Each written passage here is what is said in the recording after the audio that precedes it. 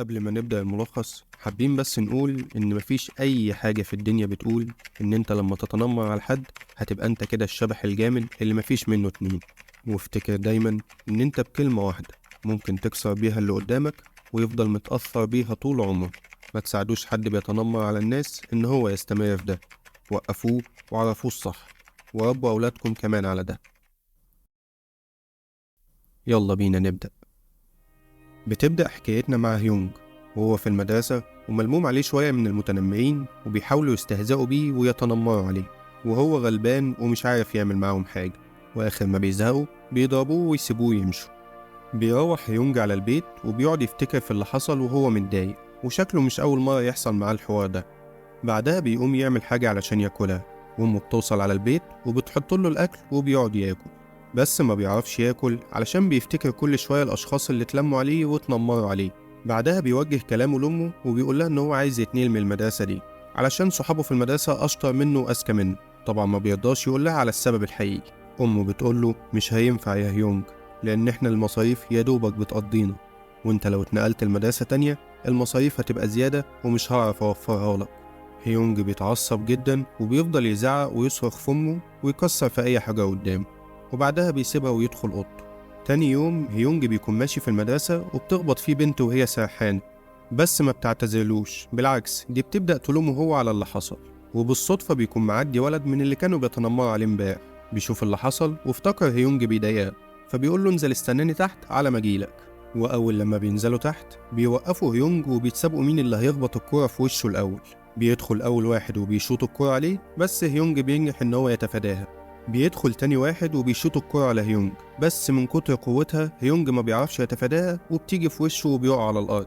وطبعا كده الأولاني اللي شاط الكرة على هيونج بقى خسران، فبيتعصب ويتضايق جدا، وبيروح على هيونج وبينزل فيه ضرب، وبيبتدي يعاتب هيونج علشان ما خلاش الكرة تضرب في وشه، أما بيجح صحيح، وبيقومه من على الأرض وبيفضل يكمل فيه ضرب، وهيونج مش عارف يعمل أي حاجة. بس في الوقت ده هيونج بتكون في المدرسة علشان تخلص ورق النقل بتاعه، وبتشوف اللي حصل فبتروح على الواد اللي بيتنمر على هيونج وبتفضل تزعق فيه وتضربه.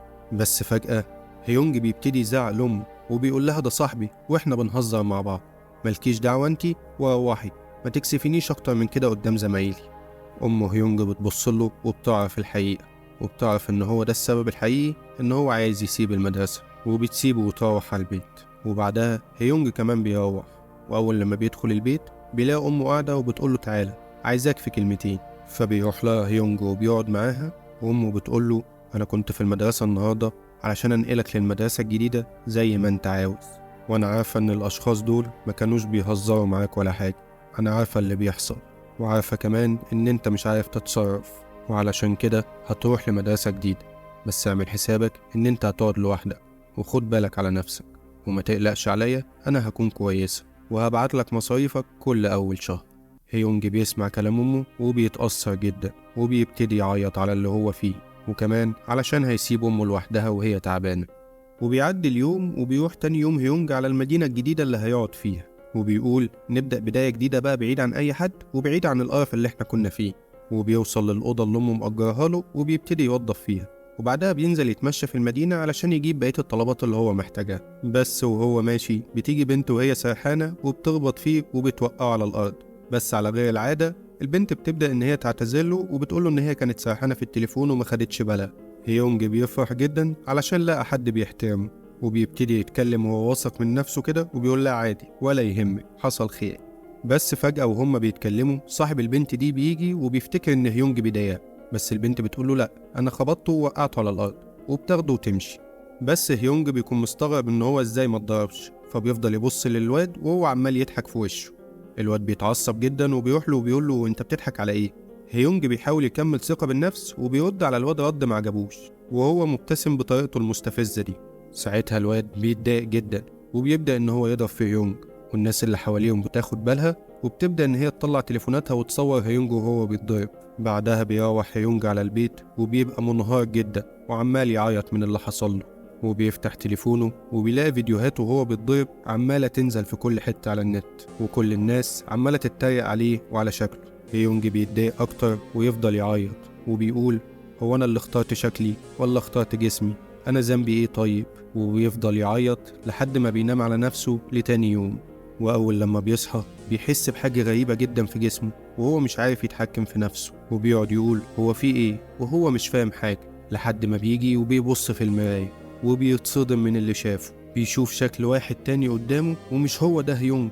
بيترعب جدا وهو مش فاهم حاجة، وبيطلع يجري على الأوضة وبيلاقي جسمه الحقيقي نايم وما فيهوش أي حاجة، فبيفتكر إن هو بيحلم، فبيجري على جسمه الحقيقي وبيبدأ إن هو يصحي فيه لحد ما فعلا بيصحى. وأول لما بيصحى بيلاقي جسم الولد الجديد نايم جنبه، فبيترعب أكتر وبيبدأ إن هو يصحي فيه، فبيصحى وبيلاقي جسمه الحقيقي نايم جنبه.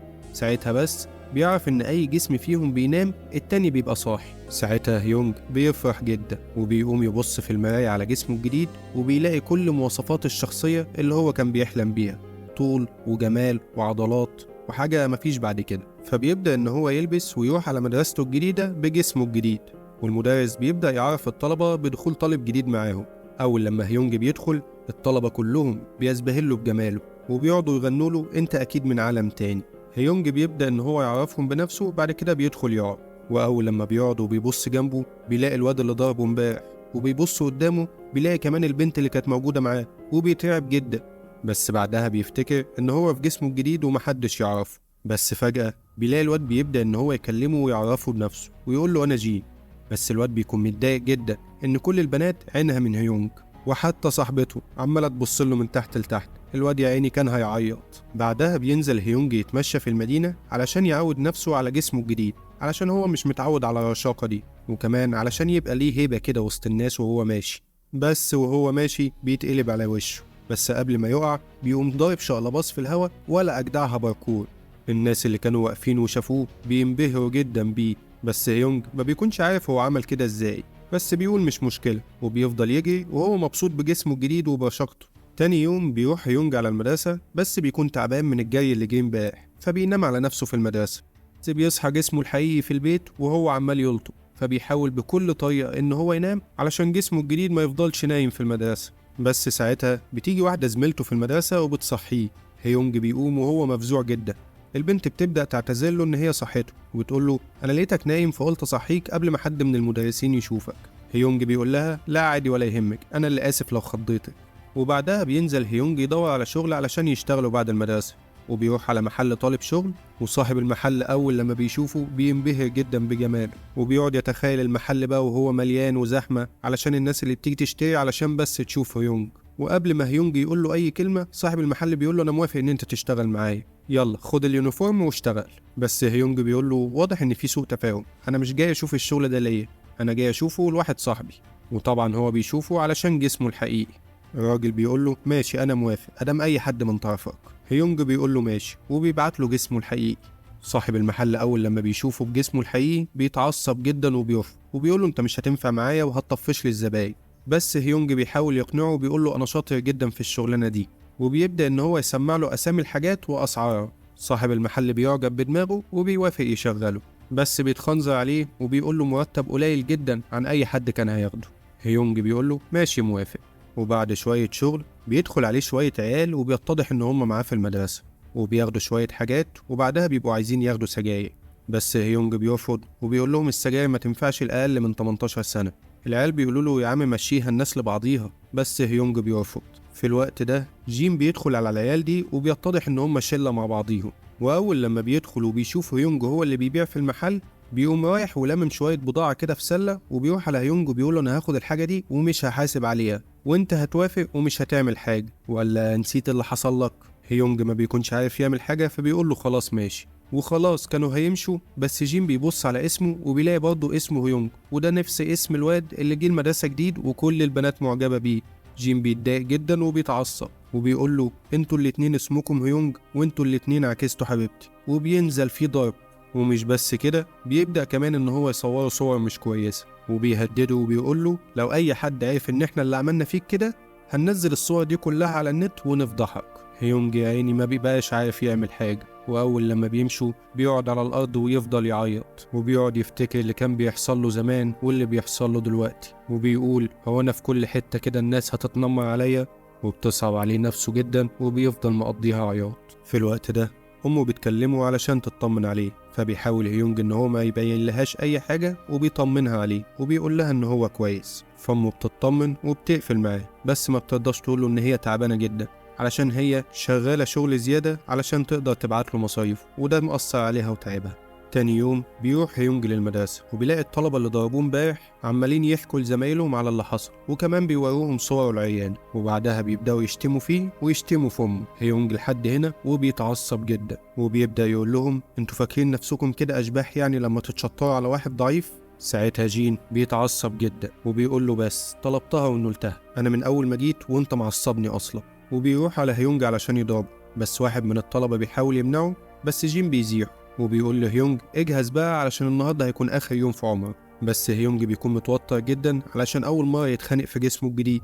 ساعتها جين بيحاول إن هو يضرب هيونج بالبنية، بس المفاجأة إن هيونج شاف البنية وهي جاياله بالتصوير البطيء، فبينجح إن هو يتفاداها. صحاب جين وبقية الطلبة اتصدموا جدا، إزاي قدر يتفادى الضربة بالسهولة دي؟ وجين هو كمان اتعصب زيادة وبدأ إن هو يوجه ضربات كتير لهيونج، بس هيونج نجح إن هو يتفاداها كلها ومش راضي يهجم على جين. وفي الوقت ده بيبدأ إن هو يفتكر أمه وإزاي هي تعبت جدا عشان توصله للمكان اللي هو فيه ده، وكمان بيفتكر كل التنمر والضرب اللي كان بيتعرض له، فبيقرر إن هو يضرب جين وبيصد ضربة جين بإيده وبيبص له بصات غاضبة جدا، وبيجمع كل قوته وبيدي جين بنية وبيوقعه على الأرض وهو مش قادر يتحرك، وبيقف قدام الفصل كله وهو مبسوط جدا ورافع راسه وبيقول في نفسه خلاص زمن هيونج الضعيف راح، ودلوقتي زمن هيونج اللي هيعرف ياخد حقه كويس. بس بعدها رجالة العصابات كلها بتاعت المدرسة بتبدأ تتكلم في اللي حصل وإن إزاي هيونج يضرب واحد زي جين،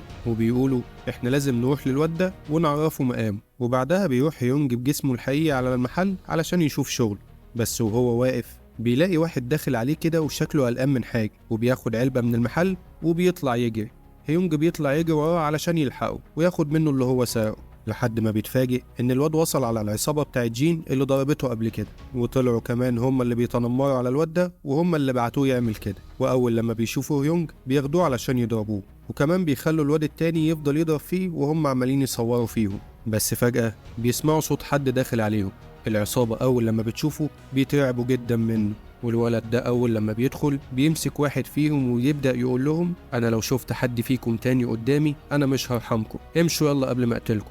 ساعتها العصابة بتطلع تجري، وبيتضح إن الولد ده اسمه باسكو وأقوى واحد في المدرسة كلها، بس هو طيب جدا وبيستخدم قوته دي في الخير وبيحب يساعد كل الأشخاص الضعيفين اللي العصابات بتتنمر عليهم. وساعتها بيبدأ يوجه كلامه ليونج والولد اللي معاه وبيقول لهم سمعتوا عن الولد الجديد اللي ضرب جيم في المدرسة؟ العيال قالوا له أيوه، فقال لهم لو شفتوه قولوا له باسكو لو شافك مش هيرحمك. هيونج ساعتها ما بيكونش فاهم ليه أو هو عمل إيه، بس بيقول له تمام ماشي وبيسيبهم ويمشي. تاني يوم وهم قاعدين في المدرسة صحاب جين بيروحوا على هيونج وبيطلبوا منه ان هو ينضم ليهم ويكون صاحبهم، وده لانهم خايفين منه لا يعمل فيهم زي ما عمل في جين. بس وهم بيتكلموا بيلاقوا باسكو داخل عليهم وبيروح لهيونج وهو عينيه كلها غضب، وبيكون باسكو متضايق من هيونج لان هو خايف لا ياخد مكانته في المدرسة ويبقى اقوى واحد في المدرسة ويركن باسكو على جنب. بس هيونج ما بيكونش عارف كده طبعا، فبيكون مبسوط جدا من باسكو علشان انقذه امبارح، فبيروح عليه وهو فرحان. بس باسكو أول لما بيشوفه بيعمل له حركة كده في كتفه وبيوقعه على الأرض. الطلبة كلهم بيبقوا قلقانين جدا على هيونج علشان عارفين إن محدش قدر يقف قصاد باسكو بعد الحركة دي، بس هيونج فاجئهم كلهم ونجح إن هو يفك إيد باسكو. الطلبة كلهم وصحاب باسكو اتصدموا جدا أول لما شافوا هيونج قدر يفك إيده. هيونج قام وهو ماسك إيده وقال له أنا كنت فاكرك زي ما بيقولوا عليك بتساعد الناس، لكن شكلي كنت غلطان. في الوقت ده صاحب باسكو بيدخل على هيونج وبيعتذرله وبيقوله ان هو كان فاكرك واحد تاني، وبياخد باسكو ويمشي، وبيكون عمل كده علشان شاف لو الخناقة بدأت باسكو هو اللي هيتأذي فيها، وده طبعا علشان شاف ايد باسكو عملت ازاي مجرد بس ما هيونج مسكها. بعدها اصحاب جين بيقرروا ان هم يعزموا هيونج على العشاء بالليل، وفعلا هيونج بيروح لهم بالليل ويقعدوا يتعشوا. بس وهم قاعدين بيلاقوا جين داخل عليهم وشكله كده بقى بيفكر صح ورجع عن اللي كان في دماغه، وفضلوا قاعدين يهزروا ويضحكوا لحد ما واحد من صحاب جين طلع موبايله وبدأ يوريهم صور وفيديوهات لهيونج وهم بيضربوه. هيونج اتعصب جدا ومسك تليفونه لحد ما كسره، بس فجأة لقى نفسه أغمى عليه ووقع على الأرض، وده علشان هو شرب معاهم، وبيلاقي نفسه صحي في جسمه الحقيقي في البيت، فبيحاول بكل طريقة إن هو ينام تاني بس ما بيعرفش، فبيقلق جدا لحسن جسمه الجديد يختفي وما يظهرش تاني. فساعتها بيطلع يجري من البيت ويروح على المكان اللي هو فيه، وأول لما بيوصل وبيشوفه بيطمن جدا إن هو لسه موجود. ساعتها جين بيسأله عن السبب اللي جابه هنا، وبيقول له لحسن تكون اتهفت في دماغك وجاي تضربني ولا حاجة. فبيقول لهم لا أبدا، ده هيونج عايش معايا وهو اللي كلمني علشان أجي أخده. فجين وأصحابه بيستغربوا جدا إن هيونج ده قاعد مع هيونج ده، بس بيعدوها له. بعدها وهما ماشيين بيبدأ جين يوجه كلامه لهيونج وبيقول له ما تخليش حد يضربك، انت جواك قوة مخفية بس ما تعرفش عنها حاجة، حاول تطلعها. وبيبدأ يوريله ازاي يطلع البنية من ايده ويتصرف ازاي لو حد جه يضربه. وبيقفوا قدام آلة بتقيس قوة البنية، وجين بيضربها وبيجيب أعلى سكور فيها، وبعدها بياخد شلته ويسيب هيونج ويمشي. هيونج بيتحمس جدا من الكلام اللي جين قالهوله، وبيحاول يطبق كلامه والحركات اللي قالها له على الآلة اللي موجودة، وبيحاول ان هو يضرب بس الضربة ما بتجيش في الآلة اصلا. فبيحمد ربنا ان مفيش حد شايفه، وبياخد جسمه الجديد وبيطلع يجري يروح على البيت. وفي يوم بيكون هيونج مروح من المدرسة، وأول لما بيدخل الأوضة بيتفاجئ بأمه موجودة وبتبصله وهي مستغربة جدا. يا ترى ايه اللي هيحصل؟ ده اللي هنعرفه في الحلقة الجاية، استنونا ومش هنأخر عليكم. الحلقة دي كتبها وسجلها ومنتجها وحط لها الحركات والتكات الألدغ اللي كان بيحكي لكم القصة. سلام.